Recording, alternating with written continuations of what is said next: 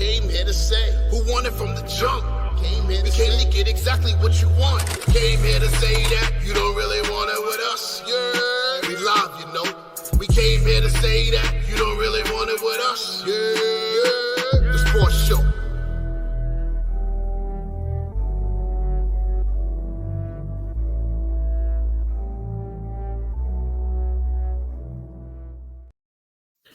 Yerrrr. Yerrrr. What's going on, ladies and gentlemen? Welcome back to another episode of the Yerrrrr Sports Show, episode 176. I am your host, Big Baby, a.k.a. A.R. Jones, a.k.a. the soul of R&B. I haven't done that live in a while. I feel like I'm in front of an audience again. At the bottom of the pyramid, we have the voice of Generation Pete Rosado. I ain't got nothing to say about Bronny James. I don't want LeBron coming after me. I'm sure you have plenty to say about Bronny James. Damn right. You damn right. The top right of the pyramid, we have the Queen, who, ironically, it is March and she's still on her birthday tour. And 1 day removed from International Women's Day. Give it up for the Queen. International Women's Day. Yes. Just yesterday, March 8th. Big ups to all of our female viewership. Yep. Women Identifies. Women. Who identifies as such and celebrates said day. Incredible Women's Day. Unfortunately, the world climate is what it is right now, but still, we here for International Women's Day. Shout out to it being Women's History Month as well. Yep. Shout out to the ladies in general. Shout out to all the ladies in general. All the ladies in the place with style and grace. Yes. Okay. Yeah. You gotta spread love to Brooklyn where, I know if Fat Joe or Remy Ma got any lines like that, but I mean, listen, the one with all the lines passed away early. Pun. So Yeah. I may be like on an island alone, but I did not get the big deal about Big Pun. I was not. I liked the last couple singles, like the "Want to Be a Player" as well as "Be Like Pun." Mm-hmm. It's so hard, but I was like, I talented rapper, talented lyricist, but he just wasn't my cup of tea. You know what it was? He was an incredibly talented rapper. Incredibly talented rapper and lyricist. I think obviously his weight and being able to rap the way that he rapped and keep his breath as long as he was able to do at his weight level was seen as a gimmick to a lot of people. Like, oh my God, like it was something to see. It was a sight to behold. It's like people who just are surprised that Eminem raps the way he raps because he's white, right? Like it's something you don't expect. But I think, especially in the Puerto Rican market and the Boricua market, Pun hit different at that time. But then again, you definitely all the singles you mentioned, but you definitely, probably the most iconic Pun verse of all time is that singular verse from Twins Deep Cover 98. Mm-hmm. So to this day, there's still a lot of rappers that have trouble just getting around the multisyllabic nature of that line. So my issue is he was a New York legend. His death made him a national legend. So that's just the thing. And Pun's video wasn't like that on MTV. He kind of was getting lost in the shuffle behind Biggie, behind Wu-Tang, behind Pac, behind Busta, behind DMX, behind Jay-Z. So though I feel if Pun hadn't died at 28 years old, I feel like if Pun had a couple more years, things like that, I really think things could have, blown up for you Pun. finna say that he would have taken Jay-Z's place? Because I'm finna tell you all the ways you're wrong. I don't want to say that because Jay-Z Jay-Z reached another level himself. Like Jay-Z needed some time to kind of like evolve himself. I don't think Pun would have necessarily taken Jay-Z's spot, but I think it would have made the pool a little bit more, have a couple more sharks in it. But not necessarily there were a lot of sharks in the pool at that time. You had Ja Rule, you had DMX, you still had Cash Money Records in the South. You still had the West Coast that was trying to make a name for themselves. You still had Jay-Z. You still had like Wu-Tang was kind of trying to do something. You had the Rise of the Locks, the Maces, the Cameron, the this and the this and the this. I think yes, I do believe that Pun is a talented lyricist, but I do wonder if we have these things where, like Eminem, because he's a rapper that is white. People who feel like because he is a white rapper that he gets more notoriety than the content. You know, I was an Eminem. I like Eminem's music. I mean, I have not listened to an Eminem album in the better part of 20 years. But when there was a time, there was a time. Do I think that Big Pun's, you know, I do not like talking about this on March 9th because, you know, the greatest rapper of all time died today. Or my number 2, I would say, or he's my number 3 actually. But one of the greatest rappers of all time, you know, died 27 years ago. So and his mom recently passed away. So yeah. God rest Violetta Wallace. Yeah. Mm-hmm. She did a lot behind the scenes for a lot of people.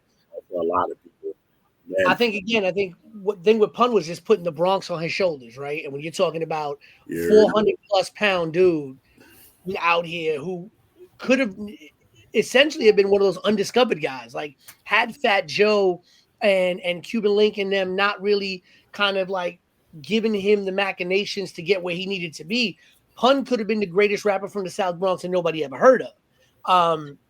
You know, but thankfully was given that platform. Another dude who died incredibly young that I feel like, you know, doesn't get talked about enough and could have been a major player in the game, even if he wouldn't have released any records, just in his writing and his lyricism. You know, we talk about another guy, Harlem dude, and Big L.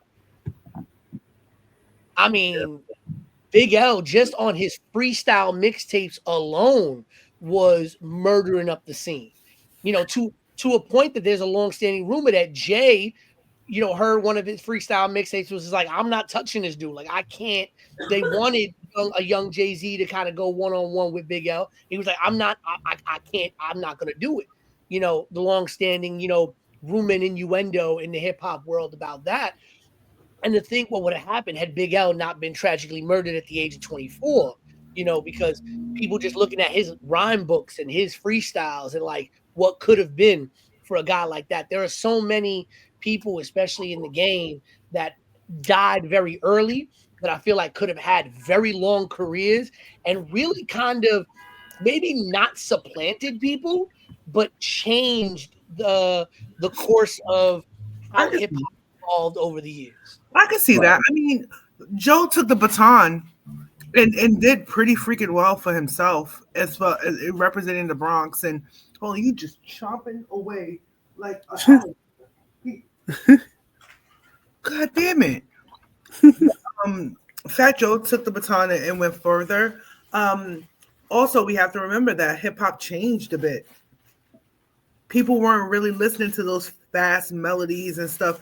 Pun had to switch it up too, because his last song is so hard, and it sounded so different from everything else that he had done previously. And to be honest with you, even though he was fat, people thought he was handsome. You know, hence why my man had a lot of problems with infidelity with his wife. There are a lot of problems with putting his hands on his wife too. We forget to talk about that. You know, I knew his wife, my mother, God rest her soul. I knew his wife personally. His wife actually would babysit for me. I grew up with his son.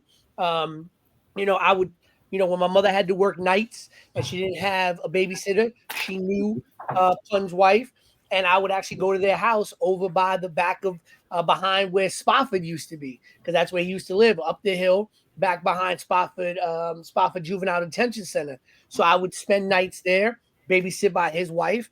And there were times, listen, that I slept over that home, and Pun was in the neighborhood, and Pun came home, and both of them. I will not say that Pun did not do what people have said he did, because he has done it, and I've heard it. I've never seen him put his hands on her, but I've seen things and heard things. But I definitely do know that, there were many times where she went at just as hard as him. That was a very toxic relationship for the both of them.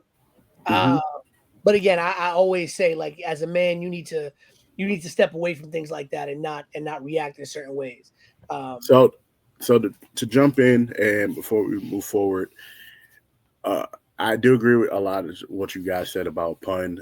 New York rap at that time when Pun was out, it was a lot to compete with. And as you said, the names that kind of died early, Big L, Pun, and then you had the names that survived everything. You had Busta Rhymes, you had Tribe Called Quest. You had Q-Tip. You had a lot of rappers that people just don't name, that New York rappers. You had a little bit of Jadakiss and Alox just coming out. Yep. You had Black Rob. You had a bunch of people, of course, Biggie's, Nas, all that.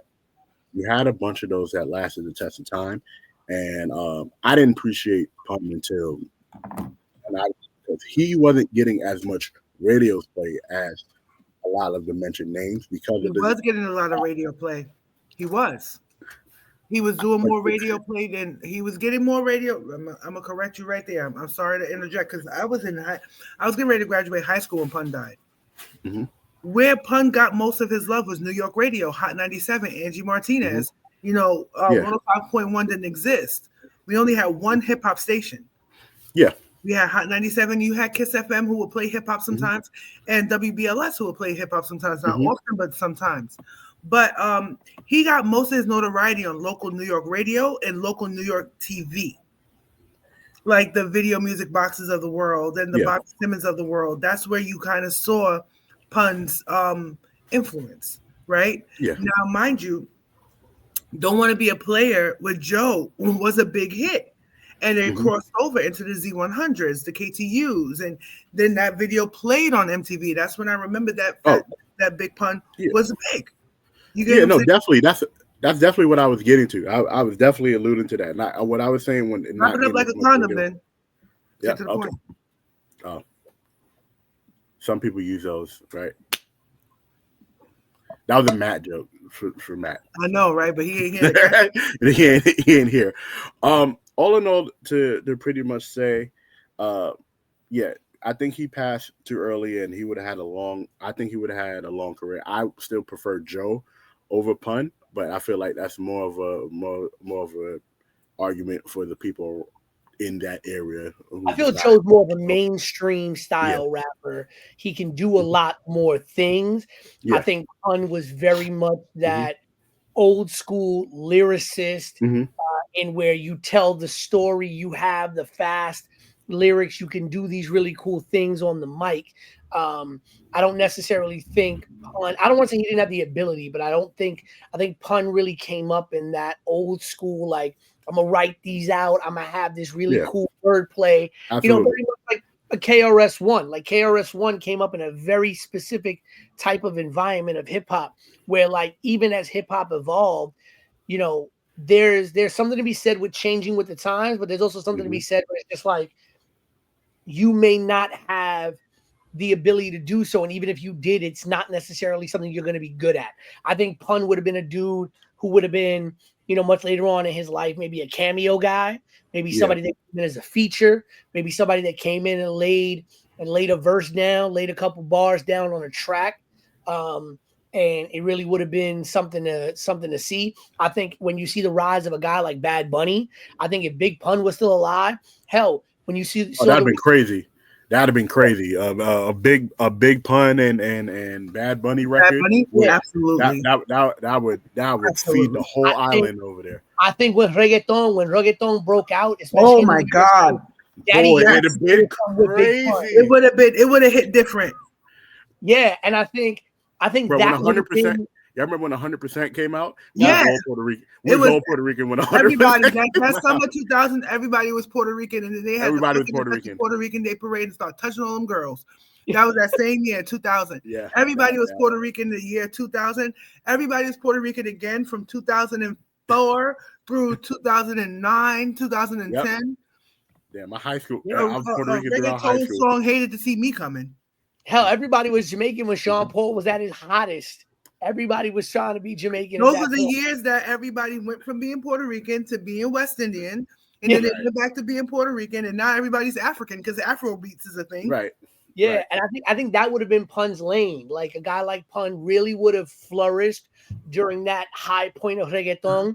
Now, like you're seeing with the J Balvins, the Bad Bunnies, all of that. Bees. Yeah, Pun would have come right back again. I feel like he would have been a feature guy. He would have been a dude to come in, do a feature or two, drop a couple bars, and it would have been absolutely glorious. He wouldn't really have had to do the hard work of dropping. But we also know how hip hop legends don't get the respect that they deserve. Like I feel like you still have these guys performing for free in the park. Yeah. 50 years of hip hop wasn't made as big of a deal as I thought it should have been. Wasn't made a big deal, but it wasn't made as much of a big deal as it should have been. Yes, Bronx is the birthplace of hip hop. New York is the birthplace of hip hop, and it should have been. I feel like it should have been touted a lot more than it was. But speaking of hip hop, but Queens has also got to get a little bit of respect because those Bronx and Queensbridge battles in the early days of that first evolution of hip hop were really pivotal to taking it to another level and really opening up those cross-borough things, which really rose to a lot of guys coming in from Harlem, a lot of people coming in from Brooklyn. And so as much as a Bronx kid, we'll always give Bronx, like you said, birthplace of hip-hop. But, man, if it wasn't for that Bronx-Queens rivalry very early on, that a lot could have been stalled very early. Absolutely. 100%. But speaking of things that could be stalled very early, Bronny James in the news again, but not for anything that he particularly did. Something in particular that Stephen A. Smith and other commentators and columnists and everybody who can speak about the Lakers tend to do. They spoke about Bronny and his play and how he's not ready for the NBA. And recently, at a game, Stephen A. Smith was approached by LeBron James, who basically told him, "Keep my son's name out your mouth." And Pete, and this comes from the original quote from what he said on First Take when Bronny wasn't playing the best last month. And what exactly did he say? So back in January on First Take, there was a segment on Bronny James where essentially Stephen A. Smith said for LeBron to, quote, "stop this," and that, quote, "we all know that Bronny James is in the NBA because of his dad." And that's something that Stephen A. Smith has even spoken about when he's addressed the situation that happened between him and LeBron James, where he said LeBron James was talking, this wasn't a basketball player confronting me, that was a parent, that was a father. Apparently, from what we've heard from people with close knowledge of the situation, LeBron said, quote, keep my son effing out of this. Right. But I'll let you finish your point before I give you mine. Yeah. Yeah. And you have a situation where, listen, I'm not a father, but like from a father's perspective, I understand where LeBron James wanted to come and defend his son. Right. But I also go back to a quote that LeBron made before the draft, where LeBron legitimately stated, and this is a quote that you can find online, he said, "Wherever Bronny is playing, that is where you will find him," right? Which led to every single team in the NBA automatically trying to figure out, well, if we can get Bronny James, maybe LeBron will come to us, and people trying to figure out if that was the case. Then to only find out that really there was, then Rich Paul coming out and saying, well, if Bron, if if Bronny doesn't get drafted by a specific team without naming anybody, because that would be against CBA rules. That'd be tampering. If Bronny doesn't get drafted by the team that he wants, maybe we don't sign the contract. We don't this, which was kind of their own way of saying like, hey, LeBron wants to play with his son, yes, but he wants to play with him in LA. He wasn't a first round pick. He was a second round pick, the 55th pick overall. The guy has played 18 games for the Lakers, has been sitting in the G League most of the time. He's averaging less than 2 points a game when he does play. He's been there for all these important games, right? The first game of the year, becoming the first father-son duo to ever play together on the same team in the NBA. Only the other father-son duo to ever do it was Griffey Jr. and Sr., who were both at that game for opening night, by the way. Other than that, I think after that first week, Bronny was shipped down to the G League, came up for Christmas, played a couple games here and there, but Bronny James would not have been drafted, even in the second round, had it not been for what his name was and the added caveat that LeBron was still in the league. Because even with being LeBron James' son, based on the fact that he barely showed anything at USC, granted, health problems, right? No one would have drafted him because they'd be like, oh, we'll bring you in as an undrafted free agent and hope we catch lightning in a bottle. The only reason Bronny James was drafted, second round or wherever, is because he's LeBron James' son, and many teams thought, well, if we get Bronny, we'll get LeBron. And then Rich Paul and everybody got their hands in it. From a journalistic standpoint, Stephen A. Smith has said nothing wrong about Bronny James. But as a father defending his son, I get where LeBron's coming from. Queen. Stephen A. Smith has taken a lot of personal shots at LeBron James over the past few years. And now that he's turned to the more conservative side of the media, his criticism has been a little more personal than usual. Okay? So when LeBron says, leave my son out of this, it's not about him criticizing Bronny's player ability. You get what I'm saying? It's him adding on the already very personal attacks that Stephen A. Smith has been showing his ass to the media since the election. You know this as well as I do. I do think it is deeper than Bronny's player ability. And yes, while I do agree that, nepotism can be at play, I would have definitely said nepotism was 100% if he would have been drafted in the first, higher. He wasn't drafted that high. Let's be real here. And LeBron saying he's going to be where his son is, what if that meant that he was going to go to any game that his son was going to be at? You get what I'm saying? Or to see his son play on the nights that he doesn't have to play. We get what it means, but come on, let's be real, right? Stephen A. Smith has a really bad habit of talking wild and crazy about people, saying, oh, check me face to face. And then when he does get checked face to face, oh, this could have been a phone call. Do not throw the rock and hide your hand. That's my problem with it. As a sports journalist, you are entitled to your opinions on the stats. If the stats are on your side, the stats are on your side, and there's nothing no one can say. But a lot of the things that he has said, most recently over the past 6 months, has taken more of a personal turn as he is preparing for more of a conservative backing. I'm just going to be completely real. What LeBron said to him was, leave my son out of this. This is basically between me and you. You get what I'm saying? Which, as a player, recently, LeBron has come in public and spoke about how the journalists have been a little bit personal. And being someone who's been in this spotlight for the better part of 22, 23 years, you do get to a point where it's like, okay, say what you want to say about me, but because you don't like me and you don't like what I'm doing, it felt more personal, because you don't see him saying that about anybody, and almost everybody is saying this. Almost everybody has said this about Bronny. And I don't think it was the criticism on Bronny. I think it's the person. I think Stephen A. Smith gets a little bit too personal. That has always been my issue with his style of journalism, as if he's ever laced up a pair of damn basketball shoes and played in the NBA, let alone be on the level as LeBron James, who's 40 years old, still playing in the league. And the reason why he's still basically playing in the league is because the league is not giving us nothing else to rely on. If LeBron could ride off into the fucking sunset, you know what I'm saying, and go with Father Time and move on, we wouldn't be in this situation. The league needs LeBron more than LeBron needs the league. He's done everything he's said that he set out to do. Is he a victim of the crimes he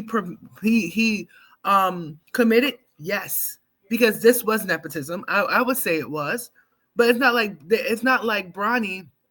He's there as a minimum role player, and what people can get better. And how can he get better under this type of watchful eye too? How? Didn't this kid have heart issues a couple of years ago? The fact that he's still playing the fact that he's still playing at a competitive level is amazing, and it's not about participation trophies. It's about, hey, whatever you got between me and you, I never said nothing about you. I never come at you. But when it comes to my child, who is a child, and you know you only attacking him this hard because he's my child, you made it personal. And that's where I stand. Yeah. So I agree. I agree with what you both said about said situations. One, people have to remember this. Bronny was a 55th pick. He wasn't picked first. He wasn't picked 30th. He wasn't picked 15th. He was picked 5th to last in the draft, right? He's also been in the G League, and people are not remembering that how he's playing in the G League is starting to reflect his play now in garbage time. He's averaging 20-something in the G League right now, right? But they're not talking about that. They're talking about what he does on the NBA floor. Get it. Got it. Good. Right? Very biased, by the way, but very biased. Charles Barkley said something the other day, too. I know a lot of people don't agree always with what Charles Barkley says, but I agree with him on this. Most of the media have been talking about the Lakers and the Warriors, right? And they're only talking about the Lakers right now, not because of the Luka trade, but still because of Bronny and LeBron. I feel as though that you're putting too much coverage on it, and I honestly think the media hates when Black men put their sons in positions. Yes, I'm going to go there. The reason why I'm going there is look at LeVar Ball, right? LeVar Ball, not an NBA player, right? But LeVar Ball put his sons in so much bigger of a spotlight and put them in position to succeed that people in the league were jealous. Pat Beverly basically said it himself. Oh, your father said you better than all of us in the league? Watch this. Most of the league was picking on Lonzo for that whole first year, right? LeBron learned from that, like, y'all not going to do that to my son, right? My thing about it has just been like keep it basketball, right? Matt says this all the time, especially when we're talking about Kyrie Irving. Keep it basketball. Because the moment we make it personal, you're taking it away from the sport. Now, what Peter said, again, is right. Bronny would not likely have been drafted if it wasn't for LeBron. And we get that. Tay also mentioned it was a nepotism hire. And I 100% agree. But why is nepotism good for one part and not good for everybody else? Because if everybody else had a chance to get their son in that same position, I agree. I think 100% people would do that. But Stephen A. Smith, go ahead. I'm not going to sit here and say that I have a problem with the nepotism, because I agree 100% what you said, right? We see it all the time being done by other individuals in other spaces, and nobody's got anything to say about it, and it's supposed to be okay. But when we do it as people of color, it's a problem, right? I 100% agree, right? Listen, I'm happy that LeBron James put his son in a position to succeed. I'm happy for what, listen, you want to get mad at what LeVar Ball did for his kids, but you know what? He did what he did so his kids to secure their future. I don't get mad at them for it, right? LeVar Ball made himself a villain so his children could succeed. Go right ahead and do what you need to do. I had no problem with LeBron wanting to get his kid in the league. But when you essentially, as Tay said it, as the league's most powerful player, create a situation where you are basically now dictating how the thing. Well, no.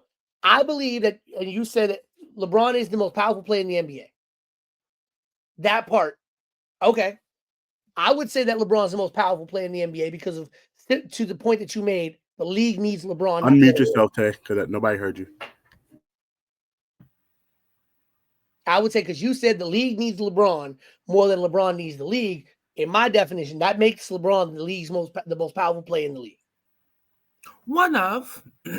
Okay, so to me, I ain't say all that. You know, well, no, you know I didn't say I just saying most you know powerful. how black people feel about words being put in our mouths. Then, well, only just the most powerful player thing. I kind of put it to what you said, but like the idea is you essentially, to some degree, manipulated a draft process where I don't like that term. I don't like it. I don't like it because I still don't think. I think what he's saying. Teams say, how many teams will talk? How many analysts, draft analysts, how many pre-draft shows and mock drafts were being spoken about where people were talking about, well, this team could likely draft Bronny because LeBron, and remember, LeBron opted into free agency before the draft and did not sign a new contract with the Lakers until Bronny was drafted. I see nothing wrong with that. Right? So you essentially create this illusion. And I believe that if Steph Curry could have done it, I think it's because it's LeBron. You know what I'm saying? And Michael Jordan would have done it, but his sons couldn't play.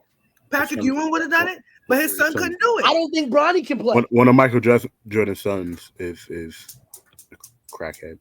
A whole crackhead. Yeah. I don't think Bronny can play. I don't think, and I'll go on record saying complete crackhead, like. And now, mind you, final form almost. I will also go on record as completely.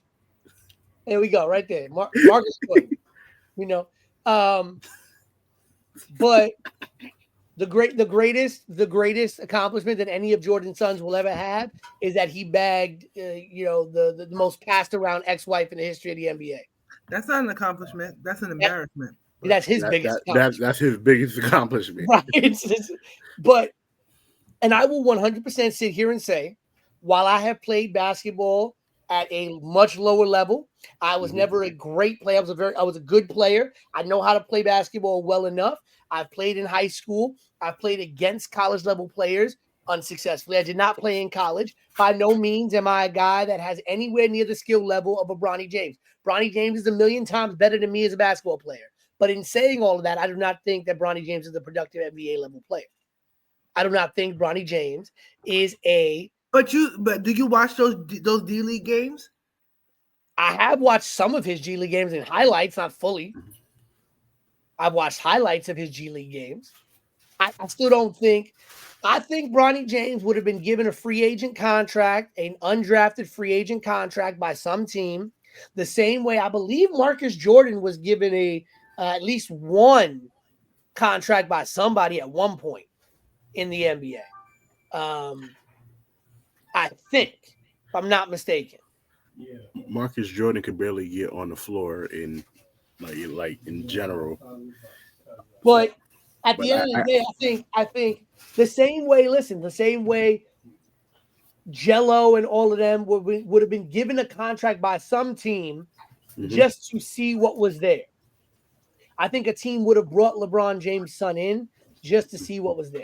I think LeBron James' son, and I've been very open about saying this, Bronny should have stayed at USC. The only reason why Bronny came out is because I believe LeBron James, either at the end of this year or maybe next year, will be retiring.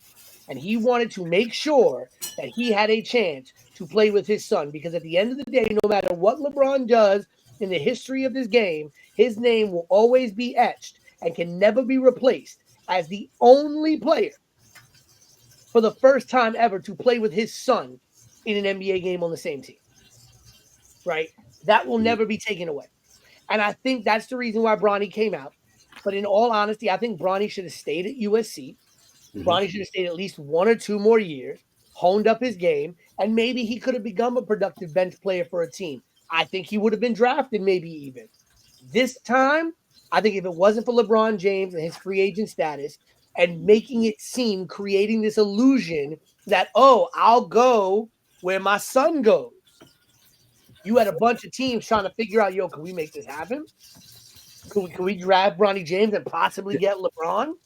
He also, what was also said during the draft process, Rich Paul basically came out and said it himself without really saying it.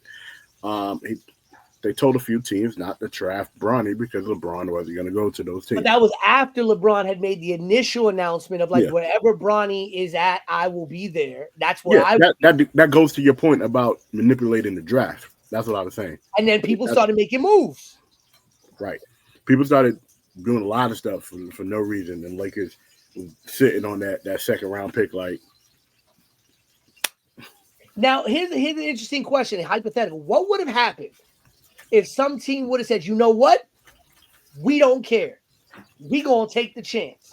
And some team with nothing to lose scooped up Bronny James. LeBron ain't playing for no Shanghai Sharks. No, but let's say, for example. LeBron said he wasn't going to play for the Orlando Magic. No, but they have something to lose. But let's say, for example, the Boston Celtics, who already had a championship level roster, who already had a championship level team. That'd be crazy. They said, you know what? We could waste the first round pick. We'll take Bronny James at the end of the first round. What would have happened? He would have went to the Lakers anyway. He would have found his way to the Lakers. He was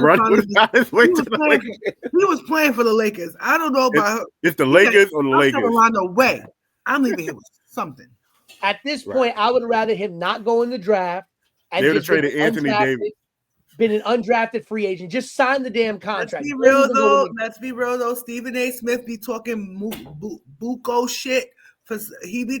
He gets too personal, and he thought he had it like that. And everybody always want to talk shit until you get confronted. Then when you get confronted, you change your tune. Like maybe no, absolutely not. Pete, I am not going to discount anything that you're saying about the draft, the process, and this. But guess what? We here now. Yep. We here now. Is he learning by fire? Trial by fire like a motherfucker, for sure. For sure. Oh, interesting breaking news out of the NFL world. Davante Adams signing a 2-year contract with the Rams. So much for Davante and Aaron Rodgers going to the same team. I was wearing a Giants sweatshirt, and then I took that shit right off today. Because if Aaron Rodgers goes to the Giants, I don't know what I'm going to do. That'll be the perfect poetic. Given how my life tracks, that feels very on brand. You need a quarterback, and they want a veteran. No, we don't. No, we don't need him. We don't need him. They want a veteran because of Dable and Russell Shane. You know what? Russell Wilson. Y'all hear? I will say this for the first time ever on the Yerrrr Sports Show. We will take Matthew Stafford before we take goddamn Aaron Rodgers. Stafford, but he re-signed with the Rams. Right. Yeah, but you know what? Yeah. I don't know about all that Aaron Rodgers shit, man. I will say this though. I think signing Rodgers shit to yourself. Keep that shit to you.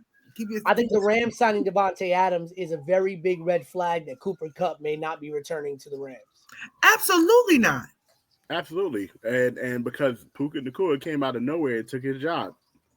Literally. Out of nowhere. Listen, the male Moana was out here just catching everything. Facts. Catching everything but COVID. Right. Maui was going crazy. But but just to wrap up the whole LeBron Stephen A. Smith shit, right? My biggest issue is that Stephen A. has been talking kind of reckless forever. You get what I'm saying? And then at some point, I think LeBron has come out recently about the media in sports and stuff like that. Granted, I don't always agree with what he's saying. As you know, I'm a big LeBron stan.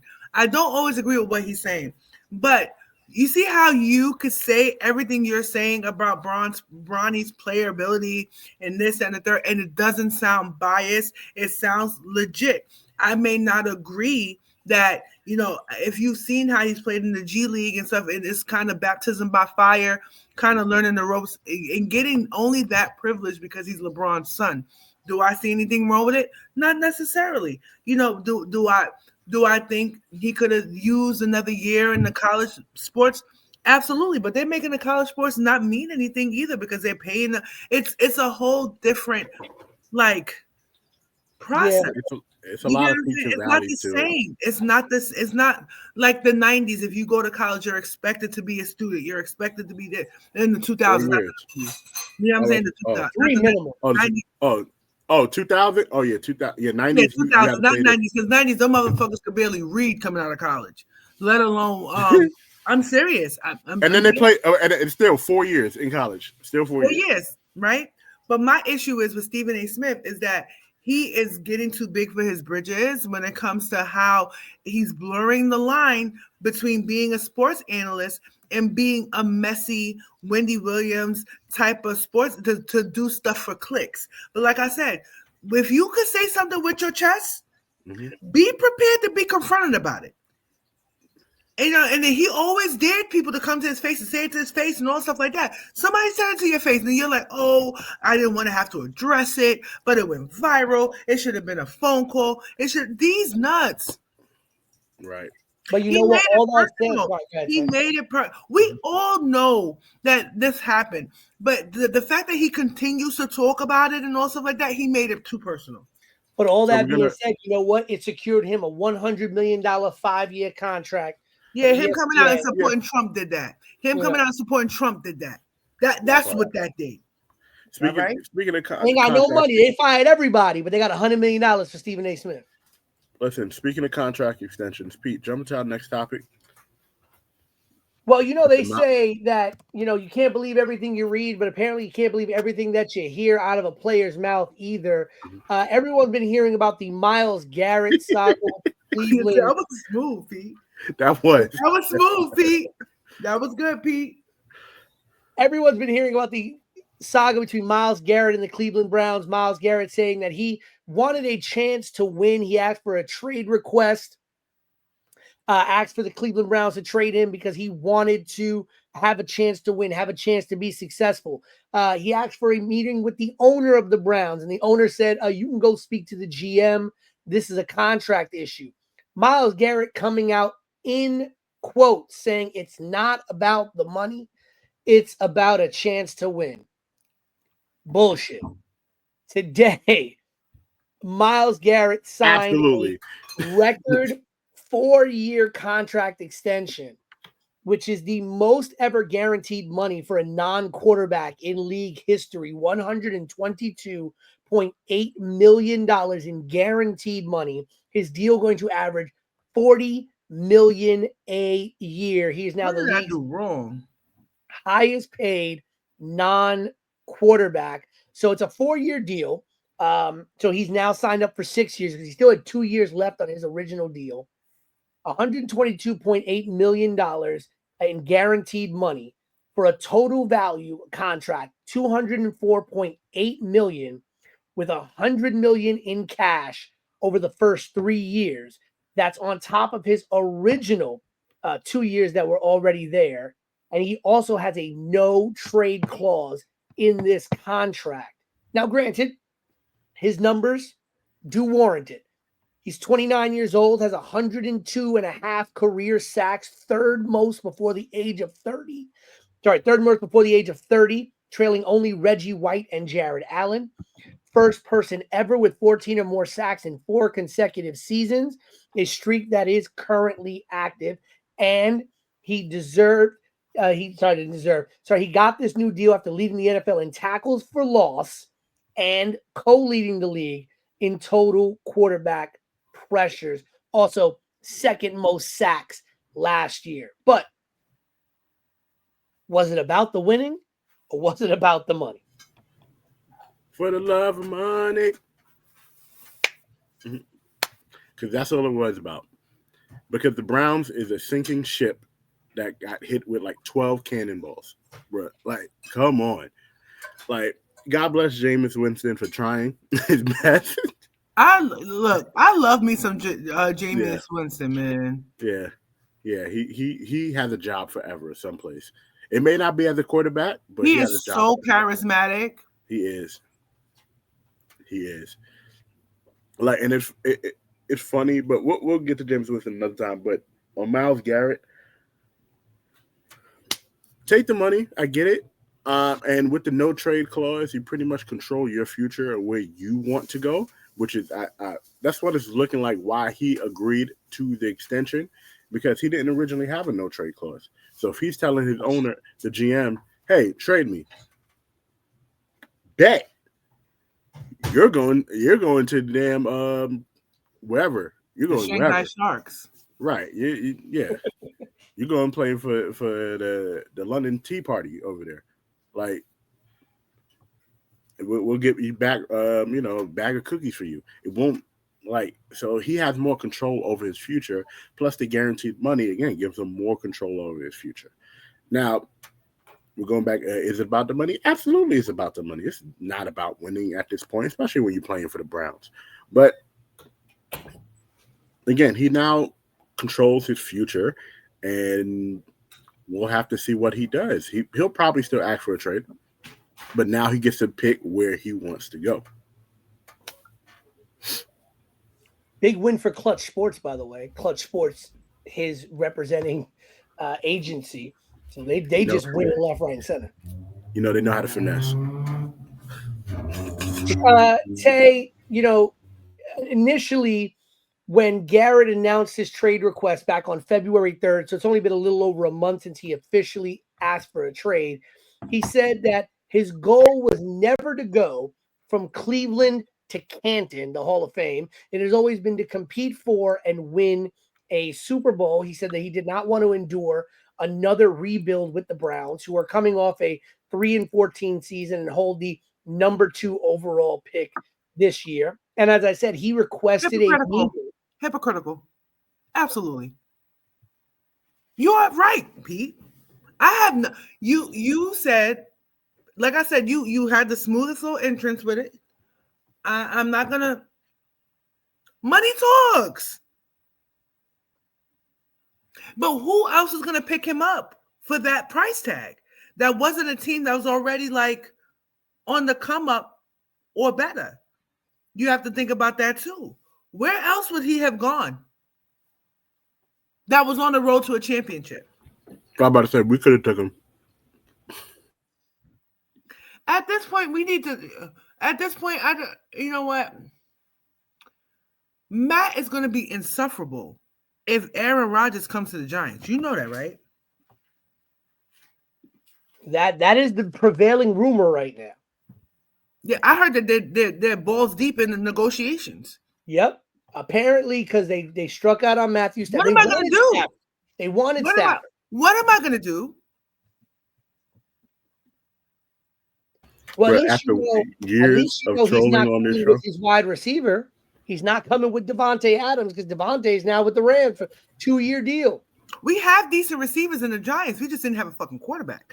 That's the thing. We had decent receivers. Now, mind you, what if he comes to New York and does well? Then I would have to sit here and be wrong for one of the first times in my life. I don't know. But how good would that make? You had a good run. Here's the thing. You had a good run. 2 things to that, Tay, right? One, the Giants are so dug in on getting a veteran quarterback because Dable and Shane need someone to win now so they can prove their worth of continued investment. Because you bring in a young quarterback, they struggle because it's a young quarterback, and then you get dropped before you get a chance to develop them. But think about how good that would look for Dable. You have Aaron Rodgers coming in who stunk it up with the Jets, and he comes to the Giants and has a career year. It'll make Dable look like $1 million. But Dable, but look what they gave Dable to work with. I mean, none of this is Dable's fault. You know that. I know that. Smart fans know that. But the majority of fans for any team are led by this and not this. But you know what? If Aaron Rodgers comes to the damn to the Giants, I think it's going to be time for me to move over to Detroit until Dan Campbell's no longer there. That's my de facto team. You're going to abandon the Giants. I'm just going to stay, and I'm just going to keep my second team will be my first team. Ravens Nation. Yeah, I've been saying. Yeah, I'm like, I don't want to hear it. I don't want to hear shit. I'll go to root for Buffalo. At that point, yeah, absolutely. I need a New York team. I need a New York team. All right, fucking Josh Allen. You know, I feel bad. He's good. But absolutely not. Absolutely not.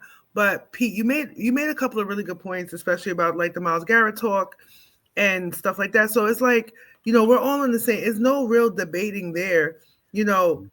Like you said, the Giants could have used him. He would have been productive. But at the end of the day, who's taking on that? If you want to win and have your legacy attached with winning, the Giants wouldn't have been it. You're only looking at maybe 4 or 5 teams. If that, you have the freaking the Lions, you have the fucking the Chiefs, you have the Ravens, and these teams are one piece away from beating the Eagles or whoever, right? It's not him, not for that price tag. So at the end of the day, his agents negotiated a hell of a deal. Now you take your money, you shut up, and you go on your mediocre ass team. That's what you wanted, right? That's what you got. Also, by the way, another team. Damn, I look ashy. Another team giving out an extension.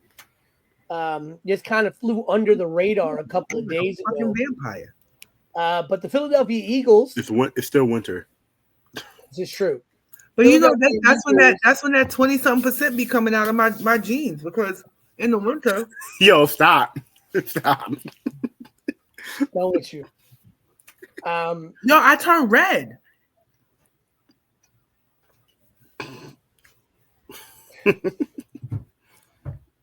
Look, I'm wiping grease on my face, and my face is turning red. Pete, what did the Eagles do? What did the championship Eagles do? Titletown, the Eagles, and again, this flew a bit under the radar. The Eagles gave Saquon Barkley a 2-year contract extension. That wasn't under the radar, just under the radar for Adnan's talk. We were sitting there and talk about who doing this in the bedroom, and we could have been talking about that. 2 years, $41.2 million contract extension, makes him the highest paid running back in NFL history. $36 million guaranteed at signing, meaning that his unguaranteed money is only $5.2 million. Makes him the first NFL running back getting more than $20 million a year. And he also has an ability to earn an additional $15 million in incentives and escalators such as yardage, Pro Bowls, playoff wins, making the playoffs, things like that. You can earn it up to an extra $15 million. So you go from we don't pay running backs, a team that we don't pay running backs after a certain age, to, hey, here's the richest running back contract. Here's the bag. Ever. I mean, it saved the league, because let me tell you something. We talked about it ad nauseum on this podcast a couple of times. We were talking about the fact that, and this was conversations we've had very early that we haven't really touched on, because the league was kind of trending that way. Running backs started to become like a dying art in the league. You had one that was kind of popular for 1 or 2 years, 3 years at most, and then they'd fade off into obscurity. Everybody, because of Travis Kelce, everybody cared about the tight end position, because the tight end position kind of gives you a little bit of a running back and a little bit of a receiver and a little bit of a defender. So people were riding on that wave that hard. So when there were no other real tight ends really stepping up to the plate this season, because this one was hurt, Kelce wasn't himself. What's his name again? Oh, Kittle, who's one of my favorites. That's no one was stepping up to that. So it was, and then when you see Saquon having a lights out, crazy ass year, it kind of saved what it meant to be a running back in the league at this point. So yes, get your money. Yes, I'm happy. Yes, fuck the Giants for what they did. The Giants leadership, I would say. Yep. They fumbled the bag, but Saquon wouldn't be in the situation with the Giants. People say, well, why didn't he do that with the Giants? Because he couldn't. He couldn't. Every time he touched the ball in the backfield, somebody back there. So. Yeah. He would have got paid, but he would have still been on a 2-11 team or a 1-16 team. I mean, at the end of the day, that's what it is. What it is. And I think he changed the narrative around running backs. So running backs are back to being important again. But we've been talking about contract extensions, and then we've also been talking about for a while people getting paid the money that they deserve to be getting paid. The WNBA, the CBA, they are going back and forth with the owners at this current moment, and the WNBA players, they feel like they should be pay these women their fucking money, man. Yep. Go ahead. Go ahead, sis. No, go ahead. So at the end of the day, there was a few sites that came out last night saying that Angel Reese said, and I quote, hold on, what she said. Let me pull up the quote exactly. One of the first things, it was like Angel Reese said, "We deserve more. If y'all don't give us what we want, we sitting out." Number one, that wasn't even what she said. It was clipped and reposted by a fake media site, and then it caught on to as wildfire. And then everyone knew that she said something completely different. I'm hearing this, and if that's the case, this. You get what I'm saying? More, she said on her podcast, and it was more or less a hypothetical than a real statement. And then you should see the lines that came out today. Angel Reese takes on the WNBA. Angel Reese dares the WNBA not to meet her demands. What else is the other one? Angel Reese takes on Yahoo Sports over fake quotes. And the thing is, people like Angel Reese, they are hell-bent on misunderstanding this woman. Hell-bent. She can't have a moment of even saying that unless, without it getting misconstrued. Now, do I believe that the WNBA players should be making more money? We've said this for years and years and years on this podcast. We've said that now that women's sports have started to get that notoriety off the backs of a Caitlin Clark, off the backs of an Angel Reese, off the backs of these women, you pay them more. And the thing is, somebody has to be that advocate to step up and say we need to get paid more. You get what I'm saying? And obviously, Angel Reese is not the right skin color for her to be able to say that. And that is what these ultra-conservative news sites are kind of trying to say. They clearly manipulated a quote, which I've been seeing a lot of that more recently. I'm seeing a lot of that more recently since the transition to this new administration. Am I bugging or am I right? No, you're right. You're right, because this new administration never liked the media to begin with.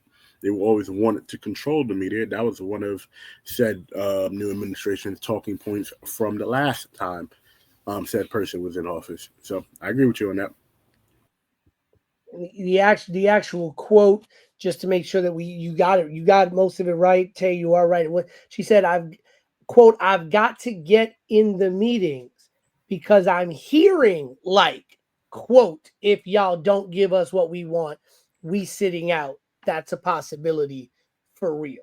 So she didn't say we sitting out, we striking, but she's saying she's hearing that. And you know what?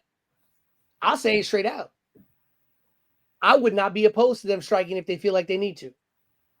You are 100% right. These women, based on what they've done, the WNBA has been around for a lot longer than a lot of people actually realize. And there are a lot of great women that have played in the WNBA that had to essentially work 2-3 damn jobs just to support themselves, even though they are professional athletes under the NBA banner, right? I'm not saying for the NBA to give them NBA money, to take money from the NBA and put it in the WNBA. But what I am saying is, you talk about wanting this product to be successful. These women have done the best that they can to make it as successful as possible with their play without having the support of the league to a degree, because you still these women are not just playing basketball. These women are fighting against, archaic, chauvinistic viewpoints, of patriarchal viewpoints of what a professional athlete should be, what a professional athlete should look like, how basketball should be played by a bunch of people who can't lace up a goddamn pair of sneakers and play basketball with these women. Right?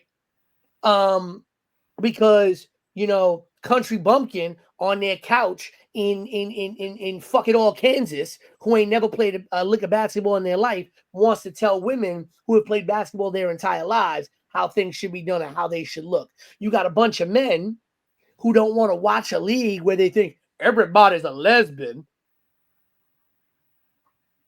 So you got problems about people's perceived sexuality. It doesn't matter. Guess what? There is a woman who, if I'm not mistaken, does identify as LGBTQ, who just retired and will go down as one of the greatest players to ever pick up a basketball, man or woman,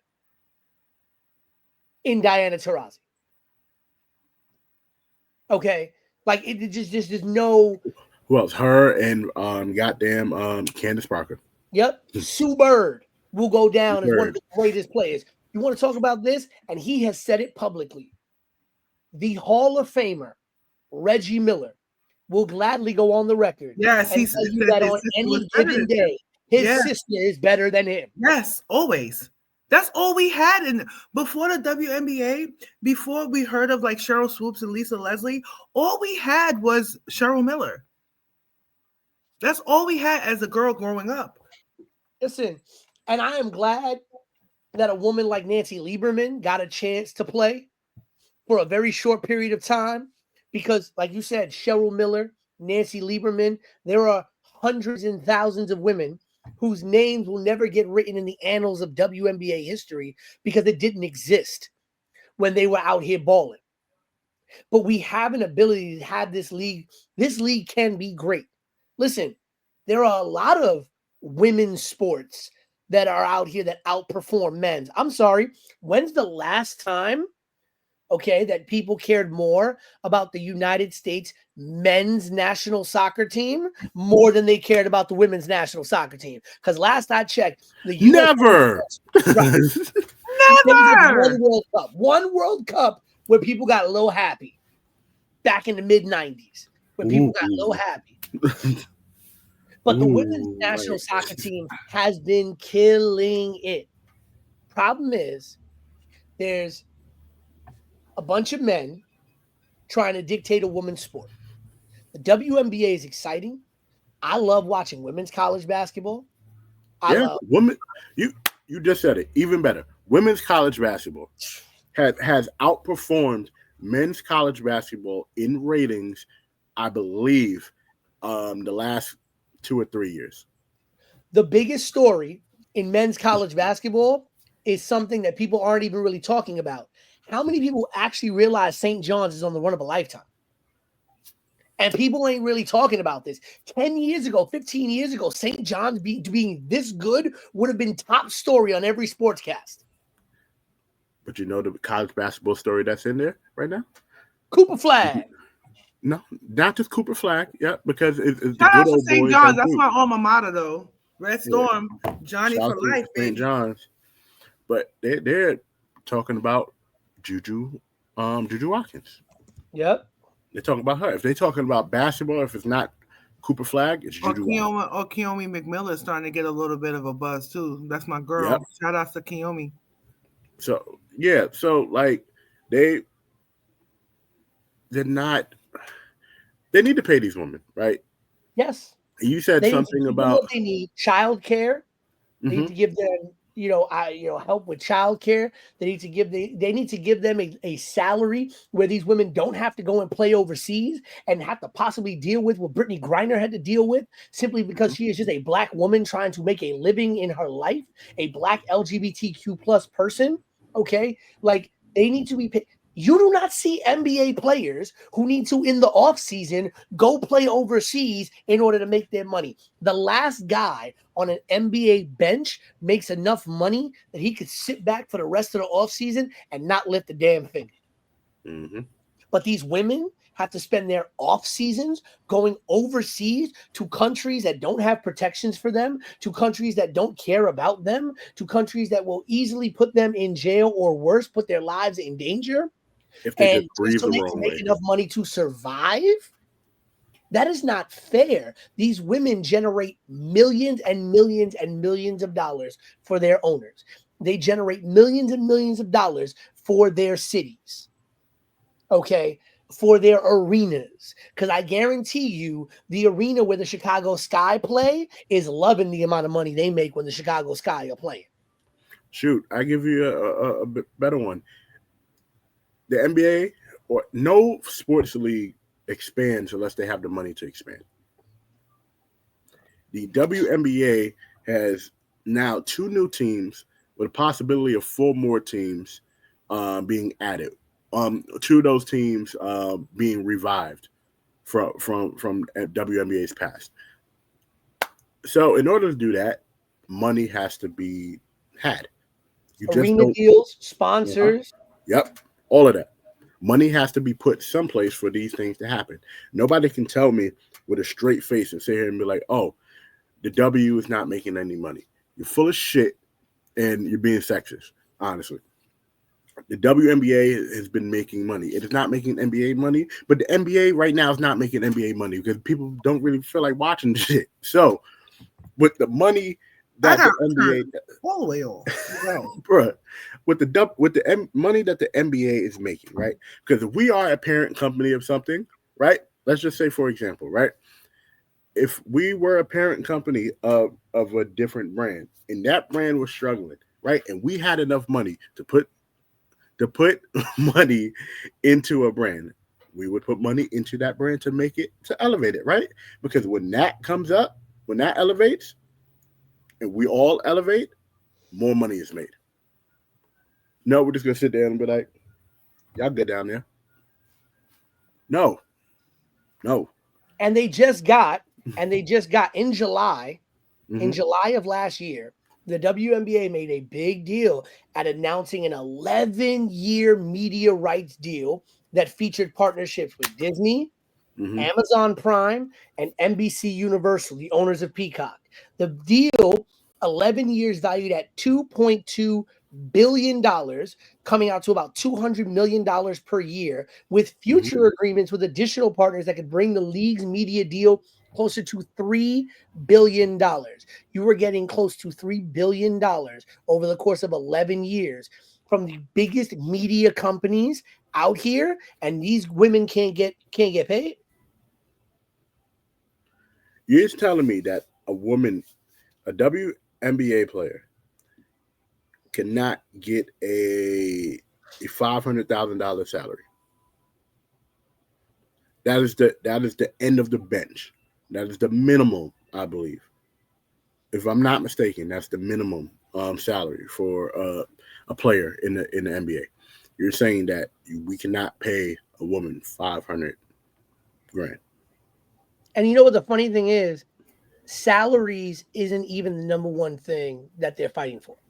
I'm sure. I know it's not. ESPN actually did a poll of WNBA players when talking to them about what they're looking for in the next CBA. The top 2 things that WNBA players are fighting for in the next CBA are pensions for former and current players and more support for players with children. Those are the 2 biggest things that they are talking about, that they are concerned about. After that, it's practice facilities, because, by the way, the WNBA does not have dedicated practice facilities. No, they don't. Okay, so that's another thing. And then it's wages. To just to point it out, the maximum salary was $241,984 for players in 2024, while the minimum salary for players with 0 to 2 years of service was $64,154. I make more as a full-time educator than a WNBA player makes in a year playing basketball. And listen, I don't care what anyone says about, oh, it's just a game. You pick, it's just a game where you pick up a ball. They are top tier athletes who are working at a much harder pace and doing things that I cannot do. They are specialized in their field the same way that I, as a math teacher with X amount of years of experience, can demand a certain level of salary because I am specialized in my field. These women are so extremely specialized in their field, yet they make less than I. In fact, that starting salary is less than I believe the starting salary for a New York City teacher just entering with, I believe, their master's degree. Yeah, or coming from the teaching Yep. the teaching fellowship. Yep. I work in the airlines, right? I have people in the airlines who've worked in the airlines for 10 years, maybe 5 years, who make more than a WNBA player. I believe that teachers should make way more money anyway. I do. Absolutely. Teachers believe need to make way more money. I believe educators, first responders, even police. I really do believe that they do not get paid. EMTs, police, first responders, teachers, nurses. Nurses are starting to kind of get up. Firefighters too. Firefighters definitely. Yeah. I don't believe that they get paid enough. No, in New York City, I believe for the 2 years that you're in the academy and like the first 2 to 3 years of like full-time police work, you barely are making $50,000, $60,000 a year. And you're putting your life on the line every damn day in New York City, especially as a police officer. I believe in the academy. Before I went to Syracuse, I started my first couple of years after high school. I went to CUNY John Jay, which for people who are watching that don't know is like the place where most of police officers and you ever going to St. John's? Yeah. And so people that were in the academy, a lot of them have credit transfer programs with places like John Jay. And they talk about how like when you're in the academy, you're barely making any money, but yet that can be your only full-time job. Right. Which is why they had a problem with a lot of young cops moonlighting as security, as private security, things like that, because they need to make money. Exactly. But even like first responders, teachers, they do not get paid enough. I don't want to hear nothing about a 3-week, 2-month vacation. I don't want to hear none of that, man. But yeah, pay these women. Pay me. Definitely. Yes, pay the queen too. But, ladies and gentlemen, that is it for the Yerrrr Sports Show this week. Shout out to everybody here on the Yerrrr Sports Show Network, all the shows that we have, all the shows that are currently coming up. You want to follow us, look at the bottom of our names. You have the Tavia Regina. Probably don't follow her. Probably don't. We are wrestling for Pete Rosado and the Wise Brother for myself, and Yerrrr Sports Show across all social media platforms. And Brooklyn Matt, when he got a whole bunch of stuff in his name. So, for BK Matt, for the voice of a generation, Pete Rosado, you are like a month away from doing a deed, right? For the Queen Tay, it is your boy Big Baby signing off. Peace.